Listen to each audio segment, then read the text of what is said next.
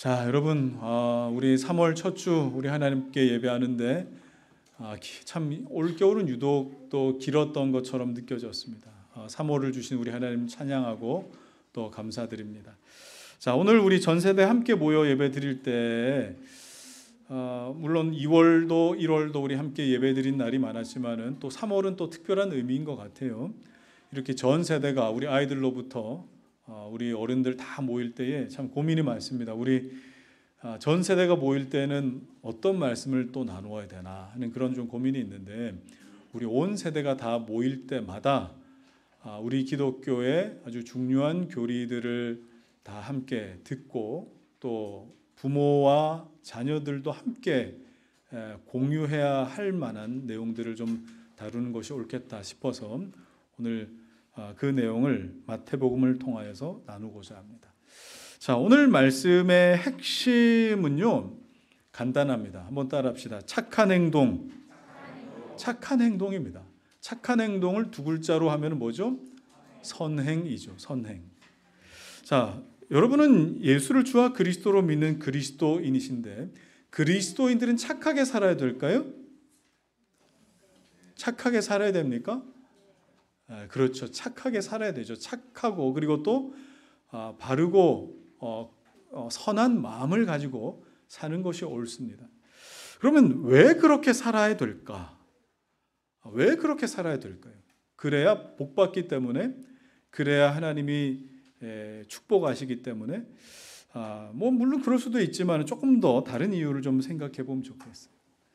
우리가 항상 하나님 앞에 착하게 살아야 한다, 또는 바른 마음을 가지고 살아가야 한다라고 했을 때, 그리스도인들은 항상 그 출발점이 하나님의 은혜에서 출발해야 됩니다. 하나님이 우리를 사랑하셨기 때문에 거기에서부터 출발해야 되는 거예요. 하나님의 은혜에 대한 감사에서 출발하기 때문에 하나님의 은혜가 뭔지도 모르고 하나님의 사랑이 뭔지도 모르고 그렇게 착하게 행동한다라고 하는 것은 주변에서 다 그렇게 사니까, 주변 사람들이 눈치 주니까, 이걸 조금 어려운 말로 뭐라고 합니까? 윤리라고 그렇게 부르죠. 그리고 도덕이라고도 부르기도 합니다. 주변에서 다 그렇게 하니까 나도 그렇게 살아가야 됩니다. 예를 들어서 제가 만약에 버스를 타려고 버스 정류장에 이렇게 기다리고 있는 그런 경우 제가 종종 있었어요. 이렇게 있었는데, 나이 많으신 꼬부랑 할머니가 무거운 짐보따리 몇 개를 들고 버스가 오니 이제 그걸 버스에다 실으려고 하셔야 될 거 아닙니까? 이걸 이제 실으려고 하시는데, 이게 주변에 보니까 다 비슷비슷한 할머니 할아버지들이 또 계세요. 그리고 또 다리 다친 분도 계세요. 그리고 아이를 안고 있는 엄마들도 좀 있어요. 보니까 건강해 보이는 사람은 저밖에 없는 거예요. 그런데 제가 모른 척하고 이렇게 핸드폰 보면서 이렇게 하고 있으면은 어떤 일이 일어날까요? 물론 아무런 일이 안 일어날 수도 있겠습니다만, 옆에 계신 할머니가 그냥 저 들으라고 하는 듯이 그거 참 누가 좀 도와주면 좋겠구만. 그죠? 좀 누가 좀 도와주면 좋겠구만. 그런데 안 도와주고 저는 계속 핸드폰만 이렇게 보고 있다고 한번 생각해 보세요. 어떤 일이 생길 건가? 참 젊은 사람이 왜 참 못돼 먹었어? 할머니 할아버지 그렇게 말씀하실 수도 있잖아요. 아닐 수도 있지만 그런 일들로 종종 이렇게 버스 정류장 안에서 막 다툼이 생기는 그런 경우도 저는 많이 경험했거든요. 여러분, 이게 왜 그래요? 우리의 착한 행동의 그 기준이 어디에 있기 때문입니까? 대개 주변 사람들의 시선이나 분위기나 공통된 어떤 생각이나 그리고 또 윤리라는 것에서부터 비롯되기 때문입니다. 그러나 성경에서 말하는 선행, 착한 행동은 거기에서 시작하는 것이 아니라 하나님의 은혜에서 비롯된다. 하나님의 사랑을 알아서 그렇다라고 말씀하고 있는 거예요. 자, 우리는 여러분 날 때부터 하나님과 뒤틀어진 관계 속에서 태어납니다. 그리고 하나님을 믿을 수 있는 형편이 아닌 그런 조건을 가지고 태어납니다. 그러나 하나님은 그런 사람들 중에 우리가 먼저 하나님을 알도록 하신 것이 아니라, 찾도록 하신 것이 아니라 우리를 먼저 아시고 우리를 먼저 사랑하셨어요. 우리를 먼저 찾아오셨고 그 아들 예수 그리스도를 우리에게 보내셨죠. 이것이 하나님의 은혜와 사랑 때문이고, 그리고 그 은혜와 사랑으로 하나님과 화목한 관계가 된 것입니다. 자, 하나님과 화목한 관계가 된 사람은 그 이후부터 고민이 조금 달라집니다. 사람들이 이렇게 눈치 주니까 착하게 살아야겠다, 그게 아니에요. 하나님이 나를 이렇게 사랑하셨는데 이후에 나는 어떻게 살면 좋을까? 그래서 그 질문을 가지고 말씀 속에서 답을 찾으며 예수님은 이렇게 사셨구나를 늘 마음에 품고 그렇게 사는 거예요. 물론 쉽게 사라지지는 않습니다. 그러나 예수님 믿기 전 그 삶을 다시 산다는 것이 더 어렵기 때문에 나는 그러면 어떻게 살까? 그걸 성경 속에서 답을 찾으며 사는 거예요. 자, 우리 교회는요, 가르치고 배우는 것에 대해 힘쓰는 그런 교회죠. 그래서 신앙 고백서들의 내용들 이렇게 쭉 다루고 있고, 그리고 또 제자 훈련하고 가르치고 하는 것에 대한 깊이가 좀 남다를 수 있습니다. 지금 여러분 새가족 교육 받으시는 분들 깜짝 놀라시죠? 네? 깜짝 놀라시죠? 새가족 교육을 1시간 반씩 하는 교회가 어디 있습니까? 보통 한 20분이면 끝나는 거를. 그리고 또 새가족 교육할 때 다루는 그 내용들이 다 우리 신앙의 전통들인 신앙 고백서들의 내용을 지금 다루고 있어요. 그러나 여러분, 이런 내용들을 배운다고 해서 그걸 살아내지 못하면 무슨 소용이 있겠어요? 저는 여러분들이 실천하는 그런 그리스도인 되셨으면 좋겠습니다. 행동하는 그리스도인, 정말 들은 대로 배운 대로 살아가는 그리스도인들이셨으면 좋겠습니다. 그러나 그 모든 것이 하나님의 은혜와 사랑에 대한 감사와 감격에서 비롯되지 않으면 결국 어떻게 됩니까? 내 욕심만큼, 내가 배운 대로, 배운 만큼, 그다음에 내 능력만큼 다른 사람이 인정해주고 칭찬해주는 그 목마름만큼 내가 버틸 수 있고, 결국 그 정도로만 내가 착한 행동을 하게끔 되어 있어요. 거기로 가지는 말았으면 좋겠어요. 그럼 이런 질문이 될 수 있습니다. 목사님, 나에게는 하나님의 은혜로 내가 구원받은 감격이 있습니다. 정말 감사하며 삽니다. 그런데 문제는 세상에 예수 모르는 사람들이랑 같이 더불어 살다 보니 내 속에 생각만큼 그렇게 좋은 말이 잘 안 나올 때가 많습니다. 좋은 행동할 수 없을 때도 많습니다. 좋은 결정, 좋은 표정이 나올 때가 별로 없는 것 같습니다. 이게 참 고민입니다. 그러면 저는 뭔가 잘못된 건가요? 이렇게 물으실 수도 있습니다. 자, 그러면 이렇게 한번 생각해 보시죠. 여러분이 정말 예수를 주와 그리스도로 믿는 그리스도인이라고 하신다면, 여러분 그 믿는다라고 하는 게 도대체 뭔가를 한번 고민해 보세요. 이 뭘 믿는다라고 하는 게 뭘까요? 믿는다는 게 그냥 어릴 때부터 엄마 따라서 아빠 따라서 이렇게 교회 나오다 보니까 늘 주일이면은 교회 나오는 것이고, 또 뭐 어른들한테 용돈 받으면은 그 중에 헌금 내는 것이고, 또 늘 예배라고 하는 것은 뭐 이런 순서가 있고, 또 예배는 이런 어떤 느낌이다. 이걸 내가 알고 있는 것이 믿는 것이다. 그것을 믿음이라고도 할 수는 있을지 모르겠지만 믿음이라고 단정 지을 수는 없습니다. 예수님이 이 땅에 수많은 기적들을 보이시면서 병자들을 치료하실 때에 그 병자들에 붙어 있는 어떤 수식어, 별명 같은 게 있었어요. 어떤 별명들이었느냐면 이런 것들이었어요. 날 때부터 맹인된 사람을 보신지라. 그리고 나면서 못 걷게 된 자, 나면서 못 걷게 된 이를. 자, 나면서부터 이런 사람들이 굉장히 많았어요. 그러면 여러분, 믿음이라고 하는 것이 이렇습니다.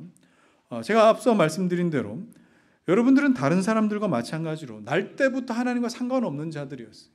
날 때부터 모태신앙인이기 때문에 나는 태어나면서부터 십자가를 물고 태어났다, 그런 사람 없습니다. 날 때부터 여러분은 하나님과 상관없는 자들이었고, 나면서부터 하나님 앞에 정말 진노받아야 할 그런 자들, 날 때부터 못 믿는 자들이었다. 그런데 어떤 순간 어떤 계기였는지 모르겠지만 하나님께서, 성령께서 마음의 눈을 뜨게 하시고 귀를 여셔서 하나님의 크고 놀라운 일들이 내 안에 나타나는 것을 알고 깨닫게 되는 그런 일들이 생긴 것이죠. 그래서 내 생각만큼 좋은 말이 나오고 내 생각만큼 좋은 행동, 착한 행동이 안 나오는 것, 여러분 전혀 이상할 일이 아닌 거예요. 우리는 날 때부터 하나님 앞에서 좋은 말, 좋은 행동을 전혀 할 수 없는 사람들이었기 때문입니다. 자, 그런 우리에게 하나님은 무슨 일을 행하셨냐? 간단히 말하면 믿음을 창조해 내셨어요. 우리 속에 믿음을 창조해 내셨다고요. 그래서 믿을 수 없는 자가 믿게 되고, 좋은 말, 좋은 행동할 수 없는 자가 할 수 있도록 하나님이 만드셨습니다.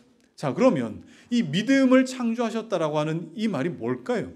믿음은 힘세고 오래가는 배터리, 그것을 내 어딘가에 딱 끼워 넣었을 때 갑자기 못하던 걸 할 수 있도록 그렇게 능력이 생기게 만드는 무엇이다.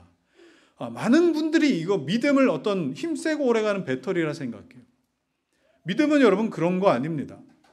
믿음이 뭐냐? 여러분이 1층에서 여기 예배당 내려오실 때 어떻게 내려오셨어요? 계단으로 내려왔죠, 그죠? 계단을 걸어가지고. 믿음이라고 하는 건 딱 저 계단과 같습니다. 이쪽 개울에서 저쪽 개울로 건너갈 때 뭘 건너서 가야 됩니까? 다리 또는 뭐 이렇게 건너가는 뭔가 있지 않습니까? 다리를 건너가요. 그 다리가 곧 믿음입니다. 믿음이 어떤 능력이 있거나 믿음 자체가 어떤 힘이 있어서, 믿음이 있기 때문에 내가 뭔가 가능해지는 것이 아니라, 믿음은 능력의 근원 되시는 분을 만나게 해주는 다리라고 해요. 다리. 자, 그 믿음의 다리를 건너면 여러분 어떤 일이 일어납니까? 우리는 나면서부터 못 믿는 자, 나면서부터 하나님과 상관없는 자였지만 예수님을 만나게 되는데, 그 예수님은 처음부터 하나님의 아들이셨어요. 예수님은 처음부터 생명이셨어요. 처음부터 능력이셨어요. 그 예수님을 만나게 되는데, 예수님은 하나님의 기쁘신 뜻대로 순종할 수 있으셨던 분이셨고, 또 하나님 나라 백성으로 마땅히 지켜야 할 그 율법에 다 예하셨던 분이셨어요.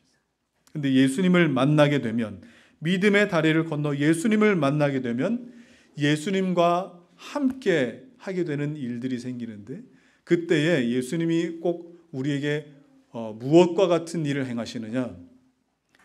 옷을 벗어서 자신의 옷을 벗어서 우리에게 이렇게 입혀주시는 그런 일들로 성경에는 표현이 됩니다. 그러니까 내가 순종한 거지만 내 옷을 입혀준 너도 순종한 것과 같이 되는 거야 라고 하시는 거죠. 자, 이것을 조금 어려운 말로 뭐라고 부릅니까? 그리스도의 의가 우리에게 그대로 전가된다 라고 그렇게 표현하는 겁니다. 자, 그래서 우리가 나는 예수님을 믿습니다 라고 그렇게 표현할 때는 예수님의 순종이 그대로 나의 순종되는 것을 믿습니다. 예수님이 하나님과 아름다운 관계 누리시는 그 관계가 바로 내가 누리는 관계가 됨을 나는 믿습니다 라는 고백이 되는 겁니다. 그래서 우리가 기도할 때 누구의 이름으로 기도하죠? 예수님의 이름으로 기도하는 그 이유가 되는 거예요.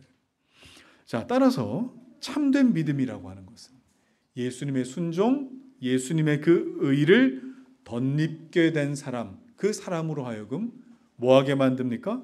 예수님의 순종, 예수님의 의를 따라갈 수 있도록 내 안에 가이드가 생긴 거예요. 길이 생긴 거예요.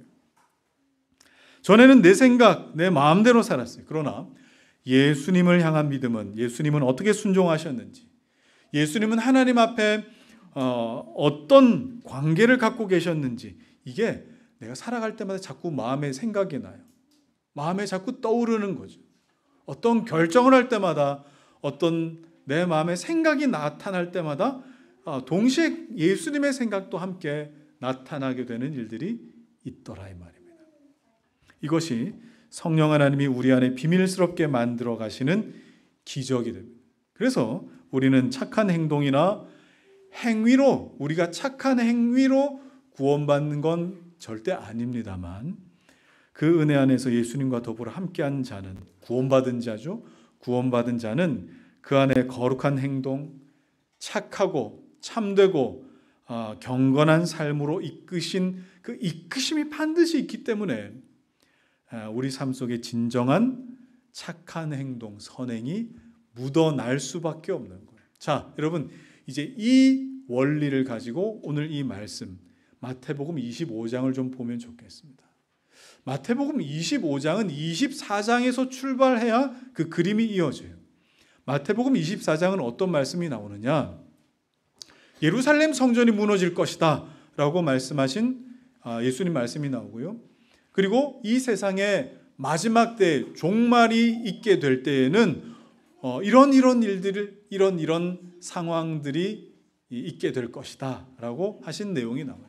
자, 그리고 25장에 나오면 그 종말을 준비하는 자들의 태도에 대해서 세 가지 비유를 설명하십니다. 첫 번째 비유는 10명의 처녀들이 기름을 준비하는, 그죠? 기름 준비하는 모습이 나옵니다. 두 번째는 달란트 비유가 나옵니다. 세 번째는 양과 염소의 비유, 오늘 우리가 읽었던 그 비유가 됩니다. 자, 그러면 25장에 나오는 이 세 가지 비유 간단하게 말씀드릴게요. 첫 번째, 이 열 처녀 비유는 뭐냐? 마지막 날 그 디데이가 있게 될 때에 벼락치기 하듯 공부하지 말고, 그죠? 시험이 있으면 막 벼락치기 하지 않습니까? 그러지 말고 미리미리 준비해 두는 것이 마지막 때를 준비해가는 신앙인의 모습이다 하는 것이 열 처녀 비유. 자, 달란트 비유는요. 달란트 비유는 마지막 때까지 끝까지 기다리면서 아무런 일도 하지 않는 그런 사람이 아니라, 끝까지 끝날은 분명히 올 거야 이건 아는데, 그래서 나는 뭐 될 대로 되라지 이렇게 사는 것이 아니라 때마다 주시는 때를 따라 돕는 은혜가 있어요. 그 때를 따라 돕는 은혜에 정말 충실하게 성실하게 매일매일의 삶을 살아내는 것이 뭐예요? 마지막 때를 준비하는 신앙인의 모습이다. 이게 두 번째 비유의 핵심이에요. 자, 세 번째 비유는 오늘 우리가 이제 살펴볼 양과 염소의 비유입니다. 자, 양과 염소의 비유. 양과 염소 중에 누가 더 좋은 짐승이에요? 염소? 흑염소? 네? 자, 여러분, 양과 염소는 다 좋은 짐승이에요. 그런데 이제 오른쪽 왼쪽, 그러니까 하나님이 구분하실 때에 오른쪽에는 양과 같은 백성들, 왼쪽에는 염소와 같은 백성들 해가지고 양과 염소를 구분하셨다. 동물을 이렇게 목자가 구분하는 것처럼 구분했다라는 의미에서 양과 염소를 썼던 것이지, 염소는 나쁜 동물이야, 염소는 저거는 우리한테는 이로운 동물이 아니야, 이렇게 생각하시면 안 됩니다. 그냥 구분했다는 뜻이에요. 자, 오늘 이 양과 염소 비유에서 키워드가 뭐라고 제가 아까 앞서 말씀드렸죠? 착한 행동이라 말씀드렸죠. 선행이라고. 그런데 기독교 역사 쭉 진행되어 오면서 이 선행은 항상 뜨거운 논쟁거리였어요. 왜 뜨거운 논쟁거리였느냐? 이게 자칫 균형감을 잃으면 어떻게 됩니까? 두 가지 오류로 빠지거든요. 첫 번째는 뭐예요? 내가 하나님 앞에 뭔가를 열심히 하지 않으면 하나님 앞에 내가 잘못 살고 있는 것 같은 느낌을 주는 행위 구원론이 있습니다. 그래서 날마다 뭔가를 열심히 해야 돼요. 열심히 하지 않으면 내가 하나님 앞에 죄 짓는 것 같은 거예요. 이게 행위 구원론이죠. 두 번째는 뭐예요? 우리는 예수 그리스도로 말미암아 구원받았으니까 행위는 아무 쓸모 없어. 이건 해도 되고 안 해도 되는데 안 한다고 내가 뭐 특별히 잘못한 거 아니야. 행위 무용론이 있어요. 조금 어려운 말이죠. 행위 구원론이 있고 행위 무용론이에요. 둘 다 잘못된 거예요. 아까 제가 행위에 대해서 우리는 어디에서 출발한다고요? 하나님의 은혜와 사랑에서 출발하는, 그래서 우리가 어떻게 살아가야 할까에 대해 고민하는 그것. 그래서 그 고민이 반드시 참된 선행과 착한 행동으로 이끌어 가신다라고 하는 이 균형감을 갖고 있어야 되는데 너무 극단적인 것이죠. 자, 그래서 우리 웨스트민스터 신앙고백서 16장에는 이 선행에 대해서 이렇게 이야기하는데, 우리 2항을 한번 같이 읽어볼까? 2항. 자, 시작. 하나님의 계명에 순종하여 행해진 참되고 살아있는 믿음의 열매와 증거다. 그리고 신자들은 그 선행으로 말미암아 그들의 감사를 나타내고 그들의 확신을 강하게 하며 형제들의 덕을 세우며 복음에 대한 고백을 빛나게 하며 대적들의 입을 막으며 하나님을 영화롭게 한다. 그들을 만드신 하나님은 그리스도 예수 안에서 다음의 목적, 즉 거룩함에 이르는 열매를 맺어서 그 마지막인 영생을 얻도록 하셨다. 이 웨스트민스터 신앙고백서의 문장이 세 문장인데 선행을 우리가 어떻게 이해하면 좋을까? 세 가지로 이해하면 좋겠다는 걸 말하는 거잖아요. 자, 첫 번째는 우리 다시 한번 띄워줘 보세요. 뭡니까? 하나님의 계명에 순종한 선행. 이게 무슨 뜻이에요? 선행은 하나님이 명령하신 것이다. 그렇기 때문에 우리는 순종합니다. 라는 거예요. 자, 두 번째는요. 신자들에게 감사나 확신이나 덕이나 또 뭐 복음의 고백, 대적들 앞에서의 어떤 모습, 하나님께 영광, 이런 어떤 열매들을 얻게 하시더라라는 것. 그죠? 이게 선행의 어떤 두 번째 의미입니다. 세 번째는 뭐였어요? 세 번째는 그리스도 예수 안에서만 거룩함이 되게 하신다. 다른 말로 예수 그리스도 안에서만 의미가 있게 하신다라는 그런 의미입니다. 자, 여러분, 이 세 번째 의미를 제가 조금 더 설명이 필요할 것 같아서 설명해 드리겠습니다. 자, 저는 그리스도인이요, 그리고 또 교회에서 목사라는 직분으로 삽니다. 그런데 제가 밖에 나가서 만나는 사람들마다 저는 목사입니다, 이렇게 뭐 광고하고 다닐 이유는 없잖아요. 그래서 뭐 그냥 이렇게 평범하게 여러분들하고 뭐 비슷하게 살다가 뭐 이제 저에 대해서 이제 뭐 혹 물어오시는 분들이 간혹 계십니다. 그런데 뭐 하는 분이세요? 이렇게 물어보실 때가 있어요. 그러면 뭐 저는 목사입니다. 교회에 섬기는 목사입니다. 라고 하면은 그때 질문하셨던 분이 깜짝 놀래가지고 반가워하기도 하고 조금 그 뒤로부터는 이제 거리감을 이렇게 두고 조심스러워 하시기도 해요. 그런 분이 있는가 하면 또 오히려 저한테 아니 교회 다니는 사람들은 왜 그래요? 하면서 그때부터 뭐 교회 다니는 사람들이 더 못됐다, 뭐 더 악하다 하는 그런 막 하소연 같은 말들을 막 그렇게 쏟아 놓으실 때도 있으신 거예요. 자, 그러면 여러분도 아마 비슷하실 거예요. 내가 그리스도인이라는 것을 드러낼 때에 아니 예수 믿는 사람들이 왜 그래? 왜 그렇게 거짓말도 잘해? 다른 사람 왜 그렇게 못 살게 굴어? 막 그렇게 말하는. 그러면 여러분 어떻게 반응하시죠? 아이고 죄송합니다. 또는 뭐 그분이 참 잘못했네요. 다 그런 게 아니라 몇몇 사람들이 그런데 그 사람을 우리 선생님이 만나신 것 같네요. 다 그런 거 아니에요. 여러분 혹시 이런 식으로 대답을 하십니까? 만약 이렇게 되면은 이미 우리 기독교 복음을 설명하는 일에 대해서 실패해 버린 겁니다. 그런 경우에 저는 오히려 되묻습니다. 저기 선생님, 예수 믿는 사람들이 보여줘야 된다라고 하는 그 선행, 그 착하다라고 하는 거, 그게 도대체 뭡니까? 그 착한 행동이라고 하는 게 선생님 생각하실 때 그게 뭡니까? 그러면은 이게 대답하기 쉬울 것 같아도 대답하기 그렇게 또 쉽지 않은 질문이에요. 자, 여러분, 그리스도인들의 선행이 뭘까요? 우리가 착하게 행동해야 된다 그랬잖아요. 선행을 해야 된다면서요. 여러분, 그 선행이 도대체 뭘 말하는 걸까요? 우리에게서 나오는 그 착한 행동을 어린아이들에게 요구되는 그 착한 행동 따로 있고, 우리는 이제 어른이니까 어른들에게는 그게 요구되지 않는다. 여러분, 이런 경우 있지 않습니까? 그리고 남자들에게 요구되는 착한 행동, 여자들에게 요구되는 착한 행동, 여러분 살다가 그런 거 요구되는 일들 많지 않습니까? 그리고 우리나라에서 요구되는 착한 행동과 미국에서 요구되는 착한 행동은 서로 다를 수 있지 않습니까? 사회와 문화와 또 윤리와 도덕 안에서, 학교 안에서, 직장 안에서 요구되는 것은 제각각일 수 있다 이 말이에요. 자, 여러분, 착한 행동이라고 하는 것은 거기에서 정해주는 그 테두리 안에서 정해주는 그 착한 행동이 아니라 그리스도인은 하나님이 정하신 착한 행동이 뭔가에 대해서 물으셔야죠. 그게 그리스도인의 선행이에요. 우리가 어떤 착한 행동을 완벽하게 해냈기 때문에 선행이 되는 게 아닙니다.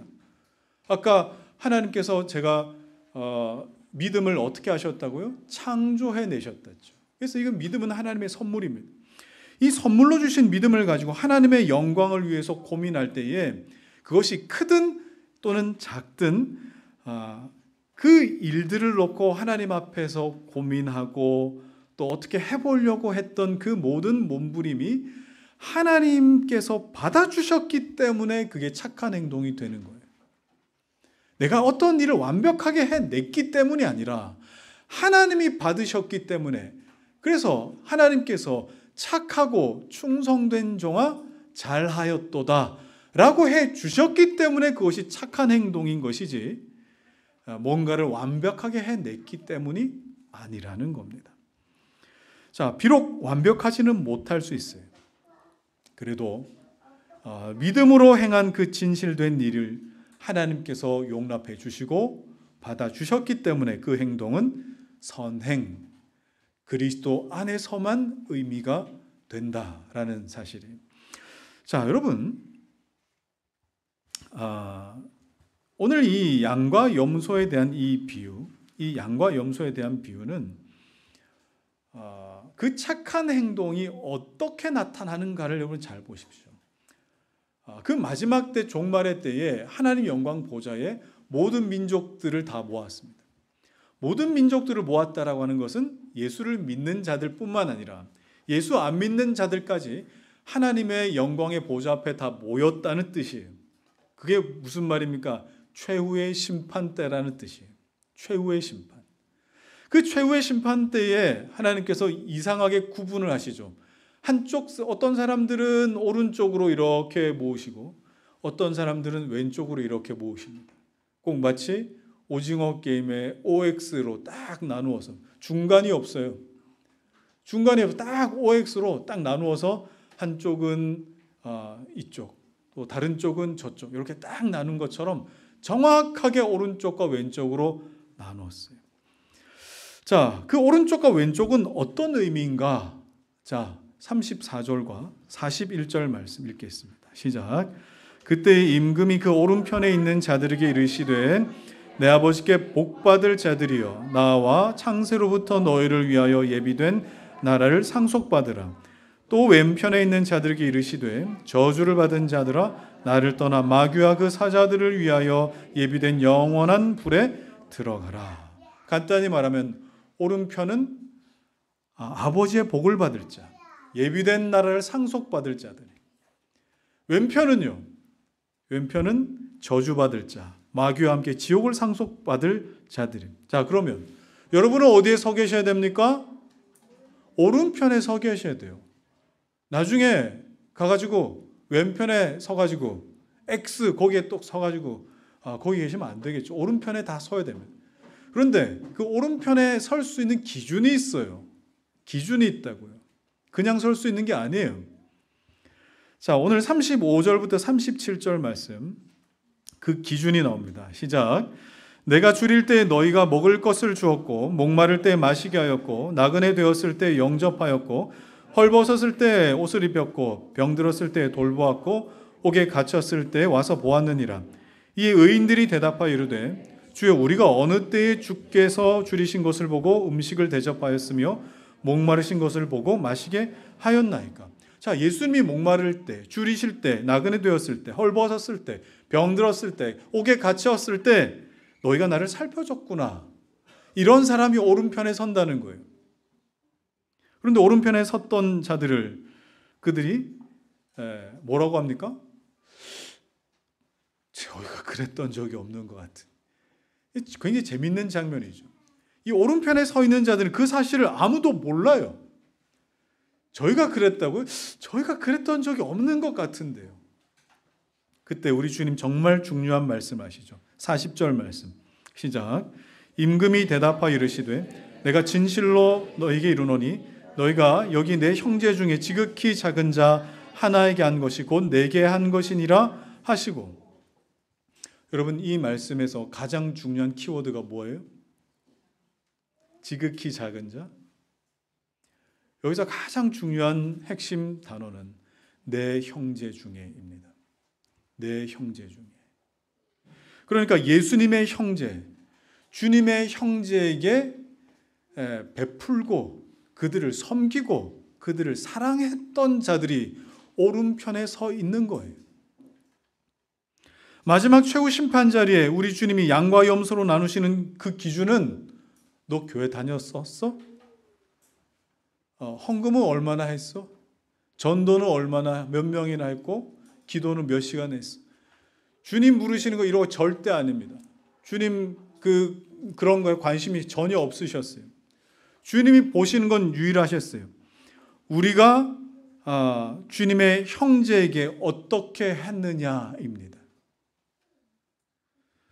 우리가 만나는 많은 사람들에게 착한 일을 했느냐, 그게 아니라 주님의 형제에게 어떻게 했느냐를 보시는 거예요. 마지막 때에 주님 보시는 그 기준은 내 형제에게, 주님의 형제에게 어떻게 했느냐. 자, 그럼 주님의 형제는 누구겠습니까? 그리스도와 연합하여 그리스도를 믿어서 그의 나라와 의를 위하여 수고하는 자들을 말하겠죠. 그래서 최후 심판은요, 모든 인류에 대한 섬김이 아니에요. 모든 인류를 이롭게 한 사람이 아니에요. 그것이 아니라 주님의 형제들 가운데 그들 중에 지극히 작은 자, 때로는 하찮게 보이기까지 한 자, 이름 모를 그리스도인, 무능하게 보여도 주님을 머리로 삼고 있는 그 주님의 형제들에 대한 섬김을 보신다는 거예요. 여러분, 여기 굉장히 중요한 신앙의 원리가 담겨 있잖아요. 하나님의 명령이지 않습니까? 이걸 과연 했느냐? 물론 우리가요, 예수 안 믿는 사람들을 섬기는 것도 중요합니다. 중요한데 주님의 형제들을 섬기는 것과는 근본적으로 차이가 있어요. 근본적으로 차이가 있다고요. 이 본문을 다른 목사님들은 어떻게 설교하셨을까 싶어서 제가 좀 찾아봤어요. 유명한 목사님 설교를 좀 들어봤습니다. 이 목사님 이 본문을 설교하시면서 어떻게 설교하셨느냐, 우리 한국 교회가 너무 이기적이어서 주변에 안 믿는 이웃들을 전혀 챙기지도 않고 돌보지도 않는다면서 안 믿는 자들 그리고 소외된 자들 섬기고 구제하는 그것이 하늘에서 상급이 큽니다 하고 그렇게 설교를 하셨어요. 그래서 그 영상 댓글에 사람들이 뭐라고 달아놨나 궁금해서 댓글도 한번 봤어요. 그랬더니 아마 교회를 안 다니시는 분들도 이게 적어 놓으신 것 같아요. 이런 것이 기독교 정신이 아닐까 한다. 아멘. 이렇게 또 적어 놓고. 이런 교회가 깨어 있는 교회이지 쌍지읒 이렇게 또 적어 놓기도 했습니다. 여러분, 기독교가 우리 사회에 대한 책임이 있어요. 여러분, 이제 학교 들어가서 안 믿는 친구들에게 예수 그리스도 닮은 모습 전하는 거 의미 있는 일입니다. 그러나 이 본문은 그런 뜻이 아니에요. 최후 심판 때 모든 이들을 차별 없이 섬긴 것을 주님 보신 것이 아니라 주님의 형제들, 곧 그리스도인들과 그들 중에 지극히 작은 자 섬긴 것을 보신다는 겁니다. 여러분, 이 말씀을 왜 우리가 진지하게 생각해야 될까요? 이 말씀을 듣고 왜 충격받아야 될까요? 왜 그래요? 이것 때문에 구원받을 자와 아닌 자를 나누신대잖아요. 이것 때문에. 우리는 예수 믿으면 천국 간다. 예수 믿으면 천국 간다라고 그냥 막연하게 예수 믿으면 천국 간다라고 생각만 하고 있죠. 그런데 그 마지막 때에 주님 물으시는 질문, 그래서 내 형제들을 사랑하고 섬기며 왔어? 라고 물으실 거라 이 말입니다. 여러분, 이 말씀을 우리는 어떻게 보면 좋을까요? 우리가 계속 살피고는 있지만 사도행전 9장에 가면 이 모습을 우리가 조금 더 이해할 수 있는 장면이 있어서 우리 9장을 조금 한번 생각해 보려고 합니다. 바로 바울이 회심하는 사건입니다. 여러분, 바울이 회심하기 전에 얼마나 악한 사람이었어요. 그죠? 스데반 죽이는데 앞장섰고 예루살렘 교회를 그냥 풍지박살내게 만들었고 또 남녀를 막론하고 다 잡아다가 감옥에 쳐넣었던 사람. 그런데 당시 사울은 그게 선한 일이라고 생각했어요. 그게 착한 행동이라 믿었어요. 자기가 알고 있는 하나님, 그리고 자기가 믿는 그 믿음을 따라서 예수 믿는 자들을 박멸하는 것이 그건 착한 일이다라고 생각했고, 스데반이 돌에 맞아 죽는 그 현장에서도 그가 그렇게 죽는 것이 마땅하다라고 생각했어요. 그 말은 무슨 말입니까? 양심의 가책도 안 받았다는 뜻이에요. 자기는 착한 행동을 했으니까. 그래서 더 열심히 착한 행동한다는 이유로 사실 더 열심히 악한 짓을 했던 겁니다. 결국 주님 만나죠. 사실 그 주님 만나는 날도 그리스도인 잡으러 가던 추격하러 가던 중에 주님을 만납니다. 주님을 만난 순간 하늘에서 밝은 빛이 막 둘러 비치더니 그 순간 눈이 멀어버렸어요. 앞이 보이질 않았어요. 그러나 귀로는 들리는 음성이 있어요. 그때 주님이 그 바울에게 이렇게 말씀하셨어요. 자, 사도행전 9장 4절 5절 시작. 땅에 엎드러져 들음에 소리가 있어 이르시되 사울아 사울아 네가 어찌하여 나를 박해하느냐 하시거늘 대답하되 주여 누구시니까? 이르시되 나는 네가 박해하는 예수라. 여러분, 이 말씀 바울이 듣고 얼마나 충격적이었을까요? 이게 왜 충격적인지 아세요? 앞이 안 보이고 뭐 신비한 중에 음성을 들어서, 여러분 그거 아니에요. 왜 충격받았는지 아세요? 바울이 회심하기 전에 전혀 알지 못했던 사실을 알아버렸거든요. 그 사실이 뭐예요? 예수 그리스도와 그리스도인들이 연결되어 있다는 걸 알아버렸잖아요. 예수님과 그리스도인들이 연결되어 있었어? 한 번도 생각해 본 적 없는 일이었어요. 하나님과 사람이 어떻게 연결되어 있어? 이게 하나님은 하나님이고 사람은 사람이지, 이게 어떻게 연결이 되어 있느냐? 그런데 그리스도인들을 박해했는데 예수님을 박해했다고 그렇게 주님 말씀하시니까 교회랑 예수님이 연결되어 있었구나. 예수님 믿는 사람과 예수님은 연결되어 있었구나, 연합되어 있었구나 하는 것을 바울은 회심 전에 알게 된 첫 번째 사실이었어요. 바울 생각하지 않았을까요? 아니 예수님, 나는 예수님 직접 만난 적도 없지 않습니까? 근데 무슨 박해를 했다고 합니까? 그리고 내가 언제 주님을 박해했다고 합니까? 그리스도인들 박해했다고 했다면 동의할 수 있습니다만 내가 언제 주님 박해했습니까? 자, 여러분, 오늘 양과 염소의 비유와 같은 맥락이죠. 최후의 심판대 앞에 선 자들도, 왼편에 선 자들도 이렇게 말합니다. 한번 읽어볼까요? 44절부터 46절 시작. 그들도 대답하여 이르되 주여 우리가 어느 때에 주께서 줄이신 것이나 목마르신 것이나 나그네 되신 것이나 헐벗으신 것이나 병드신 것이나 옥에 갇히신 것을 보고 공양하지 아니하더이까? 이 임금이 대답하여 이르시되 내가 진실로 이 지극히 작은 자 하나에게 하지 아니한 것이 곧 내게 하지 아니한 것이니라 하시리니 그들은 영벌에 의인들은 영생에 들어가리라 하시니라. 바울에게 임한 기적이 뭐예요? 바울에게 임한 기적은 최후 심판 때 왼편에 서서 하나님 주시는 그 무시무시한 책망과 저주를 받았어야 함에도 불구하고 자리를 옮겼어요. 오른편으로. 왼쪽에서 오른편으로 그가 살아있는 동안에 옮겨버렸다고요. 하나님이 은혜를 주셔서 자리가 바뀌었다고. 이 기적입니다.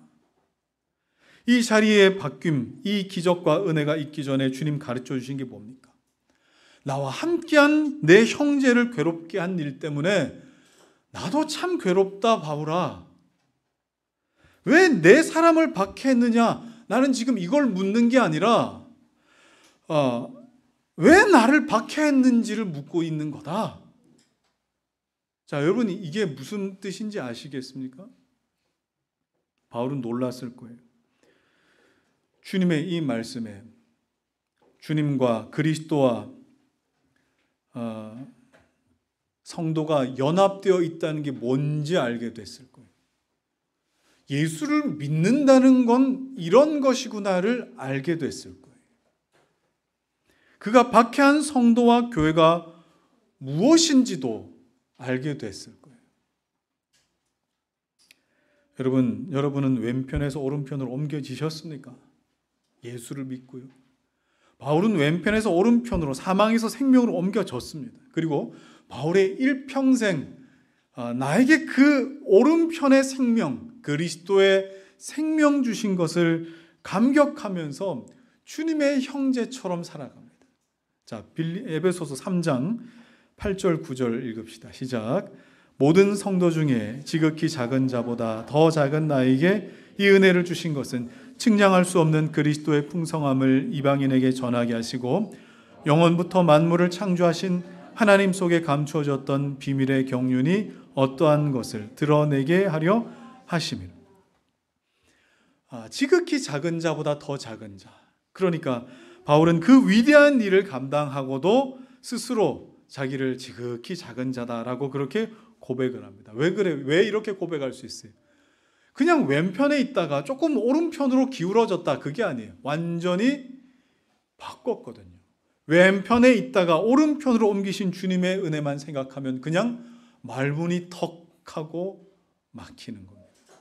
그 측량할 수 없는 은혜를 알기 때문에 그래요. 그 은혜로 이방인을 포함해서 내가 만날 수 있는 모든 주님의 형제들에게 정말 주님께 하듯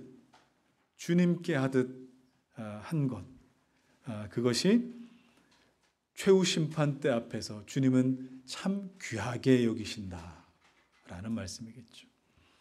바울이 회심했던 그날 아나니아가 그에게 안수합니다. 안수하니까 어떻게 됐어요? 눈에 비늘 같은 것이 떨어져서 다시 보게 됐습니다.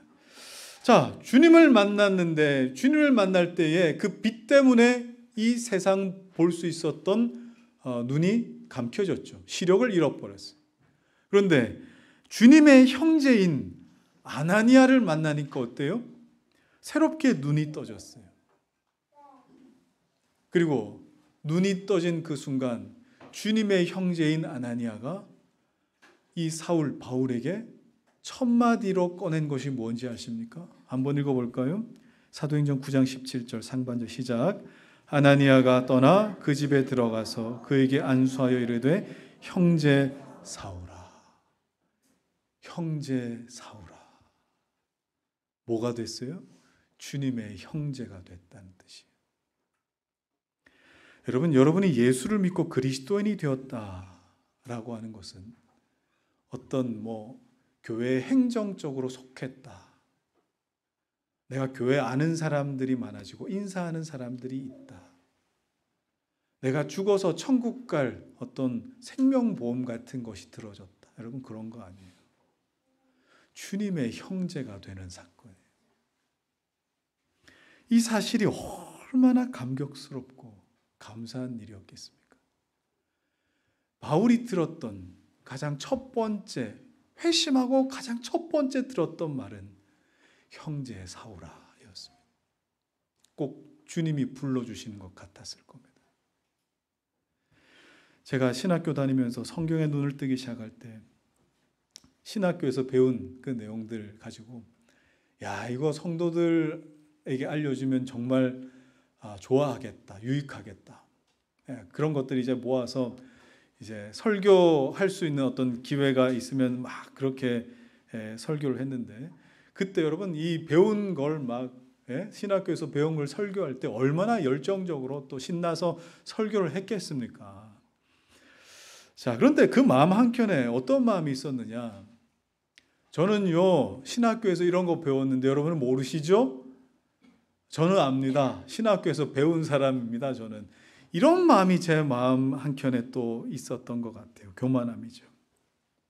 그럼에도 불구하고 앉아 계신 그 어르신들이 아멘 하면서 은혜 받았습니다, 이런 말씀을 해주시는데, 그때는 제가 이 성도들 모르는 걸 가르쳐줘서 제가 좀 되는 사람처럼 여겨지고 제가 설교를 잘하는 줄 알았어요. 지금 생각해 보면 정말 부끄럽기 짝이 없어요. 당시 믿음의 어른들이 저에게 뭘 봤을까요? 야, 정말 전도사님인데도 설교를 잘하시네. 여러분, 그렇지 않습니다. 그때 써놓은 설교 원고를 보면은 제가 정말 읽을 수도 없습니다. 그때 그 어르신들이 저를 보았던 것은 형제 유진하지 않았을까요? 그저 그리스도 예수 안에서 주님의 형제로 보셨을 겁니다. 그런데 이제 막 신학교에서 배워가고 그 젊은 열정에 몸부림치듯이 그렇게 설교하는 전도사이지만 주님 붙드시는 그 형제, 그 한 사람 형제로 보고 최대한 경청하면서 은혜 받으려고 하셨던 것이겠죠. 그런 분들이 없었다면 여러분, 저는 이 자리에 없었을 겁니다. 그리고 이제 5살 된 교회, 우리 교회, 여러분이 저를 얼마나 많이 헤아리시고 또 저를 얼마나 섬기시는지 저도 잘 압니다. 그런데 어디 저뿐이겠습니까? 여러분은 여러분들 안에서 서로가 서로를 배려하고 관용하고 베풀고 참아주고 말을 아끼고 또는 어렵게 한마디 말을 건네는 것, 이 모든 것이 그저 착하게 살아야 되기 때문에, 착한 행동을 해야 되기 때문이 아니라 조금 더 높은 차원에서의 이유, 그리스도 예수 안에서 내가 형제이기 때문에, 주님의 형제이기 때문에, 그리고 내 옆에 있는 이 분들도 주님의 형제이기 때문에 그렇게 우리는 행동하는 것이죠. 그것이 우리의 이유가 되셨으면 좋겠습니다. 이제 말씀 정리하겠습니다. 여러분, 지금 여러분의 모습이 여러분의 결론이 아닙니다. 우리의 모습이 우리의 결론이 아니에요. 만세 전부터 그리스도 예수 안에서 우리를 택하여 조금 더 날이 가면 갈수록 더 선명하게 그리스도 예수를 우리 중에 나타내 보이실 때에 우리에게 꼭 필요한 게 뭡니까? 서로가 서로를 기다려 줄 수 있고 서로가 서로를 섬길 수 있게 되는 것. 이건 뭐 때문이라고요? 그 주님 안에서 주님의 형제가 되었기 때문에 그렇습니다. 이것이 하나님의 은혜와 사랑에 대한 감사와 감격에서 비롯되었다라는 것을 지금 우리는 계속 경험하는 중에 있습니다. 이것이 바로 교회죠. 교회지, 그렇지. 아이들이 우리 같이 예배할 때에 소란스러울 수 있습니다. 그러나 이 모든 것들을 우리가 이해하고 배려하고 또 헤아리며 함께 예배하는 것은 뭐 때문이죠? 그도 작은 아이들도 주님의 형제라고 하는 그 믿음을 가지고 서로를 바라보기 때문입니다. 자, 이런 선행과 이런 행동이 어떻게 구원과 별개의 문제일 수 있겠어요? 주님과 관계가 있기 때문에 우리 주님은 이런 작은 몸부림도 선하게 받아주신다라는 사실을 여러분들이 꼭 기억하시고, 마지막 때에 주님 오실 때까지 우리의 그 능력 주셨음을 여러분 꼭 믿으시고, 그 능력을 주님의 몸된 교회뿐만 아니라 여러분들이 살아가는 모든 영역에서 마음껏 실력 발휘해 보시는 그런 여러분들이 다 되시기를 주의 이름으로 축원합니다. 이제 우리 오늘 3월 첫 주 우리 성찬 예식을 우리 하나님 앞에 드리도록 하겠습니다. 제가 말씀 잠깐 읽겠습니다. 사랑하는 자들아, 우리가 서로 사랑하자.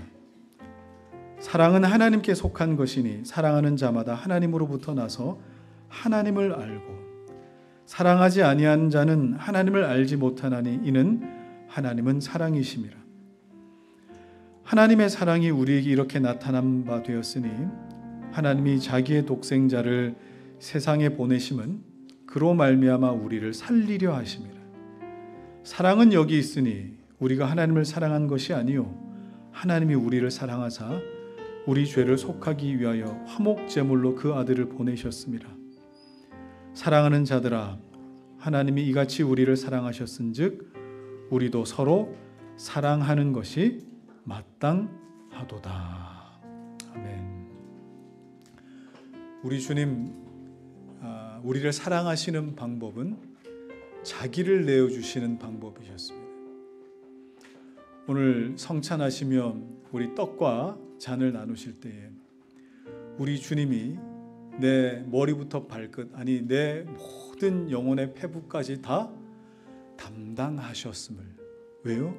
주님의 형제로 삼기 위해 주님 그렇게 우리에게 행하셨음을 여러분 기억하실 때, 이 한 떡에 참여하는 여러분 다른 형제들에게도 여러분 그렇게 여러분들이 행하시고 그렇게 형제들을 대하시길 바랍니다. 우리 성찬위원들 나오셔서 우리 이 성찬호 우리 좀 거두어 주시기 바랍니다.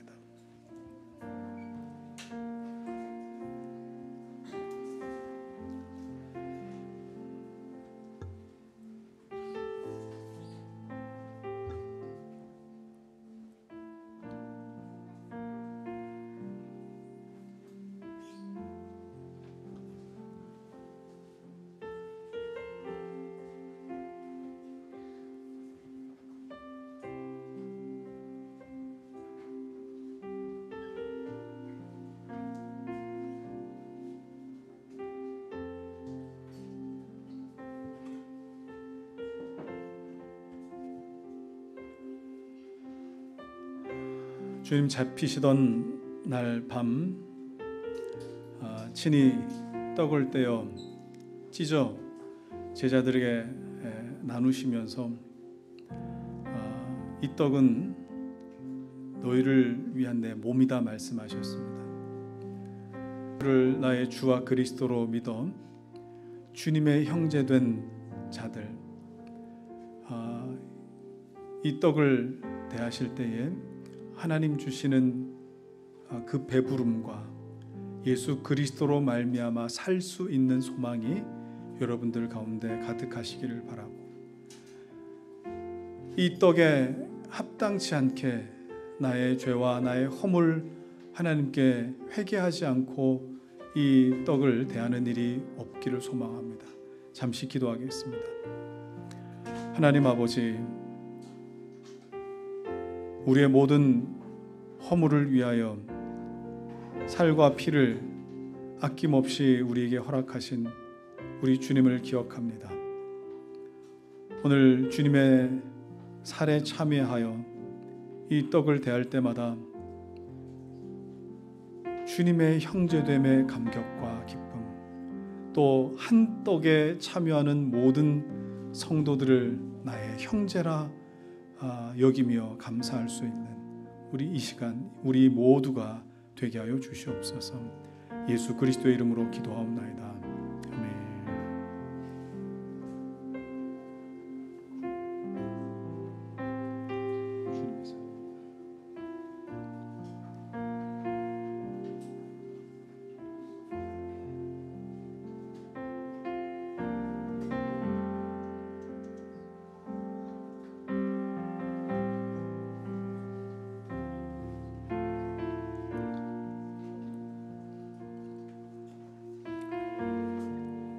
예수께서 이르시되 내가 진실로 진실로 너희에게 이르노니 인자의 살을 먹지 아니하고 인자의 피를 마시지 아니하면 너희 속에 생명이 없느니라. 내 살을 먹고 내 피를 마시는 자는 영생을 가졌고 마지막 날에 내가 그를 다시 살리리니 내 살은 참된 양식이요 내 피는 참된 음료로다. 내 살을 먹고 내 피를 마시는 자는 내 안에 거하고 나도 그의 안에 거하나니 내 살을 먹고 내 피를 마시는 자는 내 안에 거하고 나도 그의 안에 거하나니 살아계신 아버지께서 나를 보내심에 내가 아버지로 말미암아 사는 것 같이 나를 먹는 그 사람도 나로 말미암아 살리라.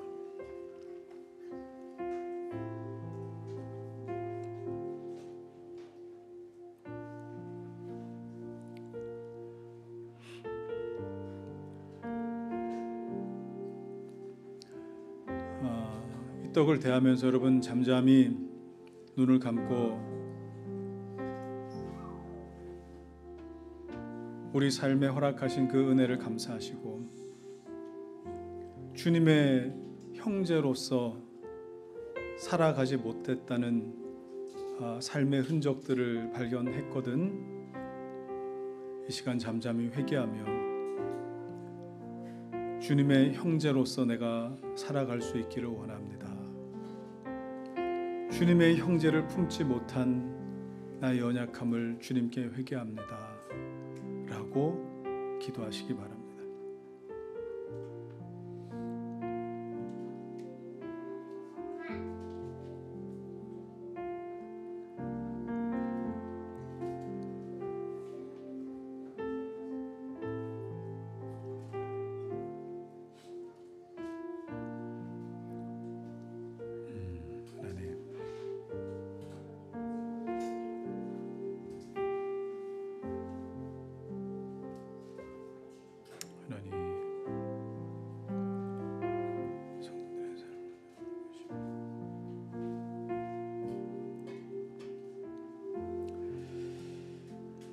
이제 잔을 나누겠습니다. 하나님, 이제 잔을 나눌 때에 아낌없이 흘리신 주님의 보혈의 능력과 권세가 우리에게 인쳐졌음을 알고 이 잔에 참여하는 모든 성도들이 우리를 용서하시며 우리를 남김없이 덮으셔 용서하신 헤아려 주신 우리 주님의 은혜에 동참하고 기뻐할 수 있는 우리 귀한 성도들 되게 하여 주옵소서. 예수 그리스도의 이름으로 기도하옵나이다.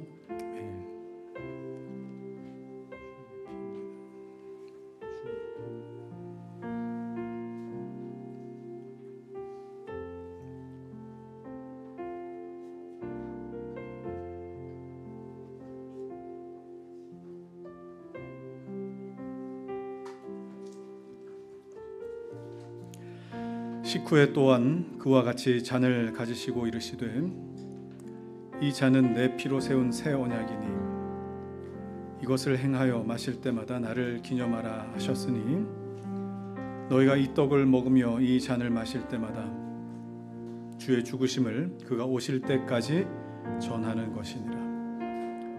그러므로 누구든지 주의 떡이나 잔을 합당하지 않게 먹고 마시는 자는 주의 몸과 피에 대하여 죄를 짓는 것이니라.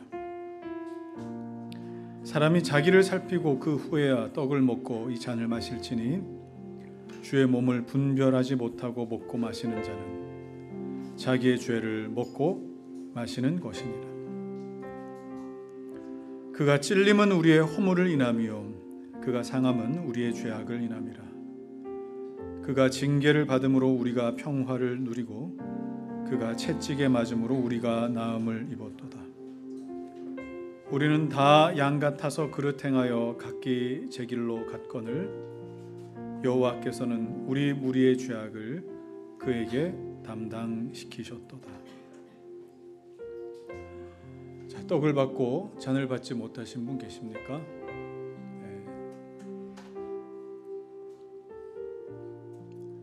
자, 우리 2층에도 우리 성찬을 나누는 분들이 계셔서 시간이 좀 걸리는데 우리 그동안에 우리 잠시 여러분 우리 묵상하면서 우리 잠시 기다리도록 하겠습니다.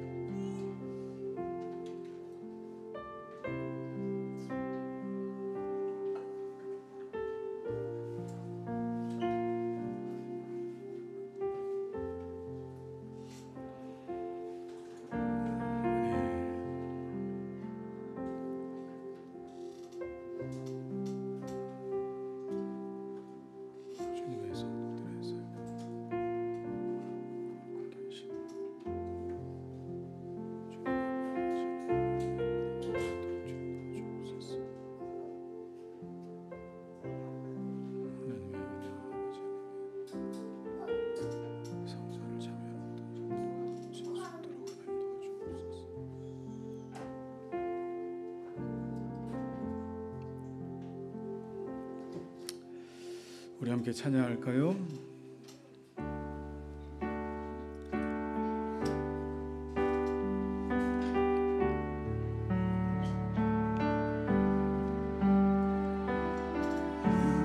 내 마음과 정성을 다하여서 주 너의 하나님을 사랑하라. 내 몸을 사랑하는 형제와 이웃을 사랑하라. 주께서 우리에게 명하시니 그 명령 따라서 살아. 널 미워 해치는 원수라도 언제나 너그럽게 사랑하라. 널 핍박하는 자 위에서도 진실한 마음으로 복을 빌어. 주께서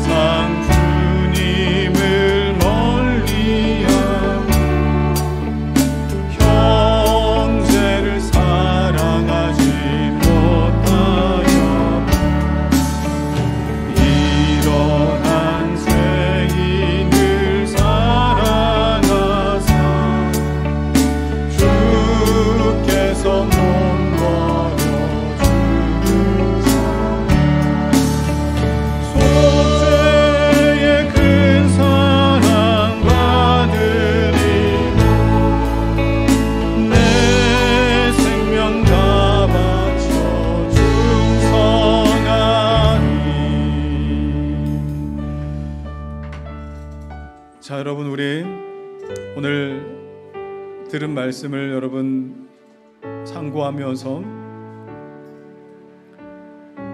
주님 마지막 때에 우리에게 물으실 그 질문을 머리에 떠올려 보십시오. 내 형제를 사랑하여 왔느냐? 주님 이것을 우리에게 물으시고 확인하실 것입니다. 예수를 믿는다라고 하는 것으로 너무 단편적인 신앙생활로 우리가 끝날 것이 아닙니다. 우리의 착한 행동은, 우리의 선행은 반드시 그리스도 예수를 닮은 모습으로 나타나는 것입니다. 지금 이 시간 예수 믿는 것에 대해 그냥 1차원적으로 생각했던 그런 분들이 계시거든. 여러분, 이 시간 예수 믿는다는 것은 이러한 것이구나. 주님의 형제를 사랑하는 것, 거기까지 나아가는 것이구나. 여러분 아시고, 주님, 내가 주님의 형제를 귀히 여기지 못하였고 주님의 형제에 대하여 함부로 말하였고 주님의 형제에 대하여 폄하하였던 것, 곧 주님을 함부로 대했고 주님을 폄하하였고 주님을 가볍게 여겼던 것임을 오늘 알았으니 예수 믿어가는 그 깊이와 그 헤아림이 우리 안에 넓어지길 소망하면서 기도하시고 예수 믿는 주님의 형제로 살아가는 그 기쁨을 허락해 주시기를 여러분 기도하셨으면 좋겠습니다. 이 시간에는 우리 잠잠히 한번 기도하고 제가 기도하며 마치겠습니다. 기도하십시다. 주님, 오늘 우리에게 허락하신 주님의 말씀을 오늘 기억합니다. 주님, 마지막 때에 우리에게 물으실 하나님 그 질문,